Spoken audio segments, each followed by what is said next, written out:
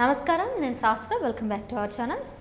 AP Jagan హయాంలో 18,000 కోట్ల మధ్య కుంభకోణం జరిగిందని వార్తలు వస్తున్నాయి. మరి ఈ కుంభకోణానికి జగన్ దగ్గర మనుషులు విజయసాయిరెడ్డి, మిథున్ రెడ్డి ముఖ్యమైనటువంటి వ్యక్తులు అనే వార్తలు కూడా తెలుస్తూ ఉంది. మరి దీంట్లో నిజం ఎంత అనే అంశాల మీద ఏపీకి సంబంధించిన వ్యక్తి ఉన్నాడు, అతన్ని అడిగి ఆ డీటెయిల్స్ తెలుసుకునే ప్రయత్నం చేద్దాం. నమస్తే అండి. నమస్తే.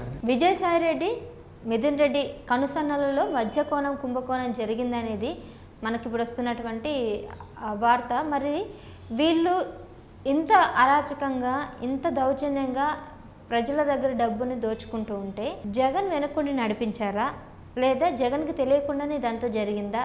అసలు ఏమై ఉంటుందంటారు ఈ కుంభకోణానికి? కారణాలు ఎవరంటారు? భారతదేశంలోనే మీరు అంటూ ఉన్నారు ఈరోజు స్కామ్ అని. భారతదేశంలోనే అతిపెద్ద మద్యం స్కామ్ ఆంధ్రప్రదేశ్లో జరిగింది. ఏ విధంగా అని మీరు అడగచ్చు. జగన్మోహన్ రెడ్డి వచ్చినప్పటి నుంచి జే బ్రాండ్ల రూపంలో పాత మద్యం బ్రాండ్లన్నీ రద్దు చేసి కొత్త మద్యం బ్రాండ్లని వేల్ డిస్టిలరీస్లోనే తయారు చేసి అవుట్ని 10 రూపాయలకు ఉండేదాన్ని 100 రూపాయలకు అమ్మి అక్కడ ఆన్లైన్ పేమెంట్ లేకుండా ఆ డబ్బును మొత్తం తీసుకొని దోచుకు తిన్నారు. ఎవరు? విజయసాయి రెడ్డి, మిథున్ రెడ్డి, జగన్మోహన్ రెడ్డి. అంటే పక్కన ఉండే తోకలున్న ముగ్గురు వ్యక్తులు కలిసి రాష్ట్రాన్ని దోచుకు తిన్నారు. లిక్కర్లు మీరు ఈరోజు 1 కాదు 2 కాదండి, అనేక విధాలుగా మద్యం స్కామ్. ఏ విధంగా అంటే మీరు చూస్తే ఇక్కడ దీనికి సంబంధించి ఒక వ్యక్తి, 2 వ్యక్తులు కాదు, కొన్ని వందల మంది వైసీపీ పార్టీకి సంబంధించిన వాళ్ళు ఉన్నాయి. ఈరోజు చేజికి మొత్తం మిథున్ రెడ్డి కన్సల్లో ఉన్నాయి. ఏంటంటే ఇక్కడ మనం చూస్తే మద్యం కుంభంలో జరిగిన ఫిర్యాదు, మద్యం సరఫరా కంపెనీలో సంప్రదింపులు జరపడం, అడిగినంత కమిషన్ చెల్లించేందుకు అంగీకరించిన వారికి సరఫరా ఆర్డర్లు ఇచ్చేలా చూడడం, వారి నుంచి వసూలు చేసిన కమిషన్ సొమ్మును బిగ్ బాస్కు చేర్చడంలో మిథున్ రెడ్డి గారి పాత్ర ఎక్సలెంట్. అదేవిధంగా ఎస్పీవైని గుప్పిట్లో పెట్టుకుని 6,000 కోట్ల మద్యం దందా చేశారు. అదేవిధంగా విజయసాయి రెడ్డి అల్లుడి బినామీ పేరుతో పెట్టి దందా చేశాడు. ఏ విధంగా అంటే మీరు చూస్తే గత ప్రభుత్వం నూతన విధానం తీసి 2 నెలలకే తన అల్లుడైన పెనక రోహిత్ రెడ్డికి సంబంధించి బినామీ పేరుతో మద్యం సరఫరా కంపెనీ పెట్టి భారీగా దోచుకున్నారు. ఏంటంటే 2019 December 1 Aadan distilleries private limited సంస్థ హైదరాబాద్ క్రూడ్ పోసుకొని అక్కడ అంటే అప్పటికప్పుడు ఎస్టాబ్లిష్ చేసి వీళ్ళు ఏం చేశారు, దీంట్లో నుంచి Visakha distilleries private limited, PMK distilleries private limited, SPY agro industries లాంటివి తీసుకొని జే బ్రాండ్లు తయారు చేసి వదిలారు.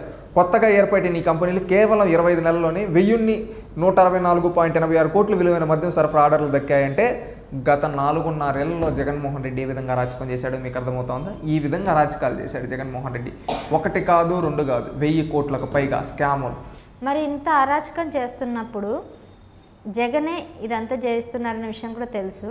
అయితే ఇప్పుడు ఈ విషయాన్ని మీద చంద్రబాబు నాయుడు గారు కఠినమైన చర్యలు తీసుకునే అవకాశం ఉందా? ఈ మధ్య కోణానికి ఫుల్ స్టాప్ పడి వీటికి ఏమైనా బెనిఫిషియర్స్గా మళ్ళీ వీళ్ళు ఏమైనా చేస్తారంటారా ఏపీకి?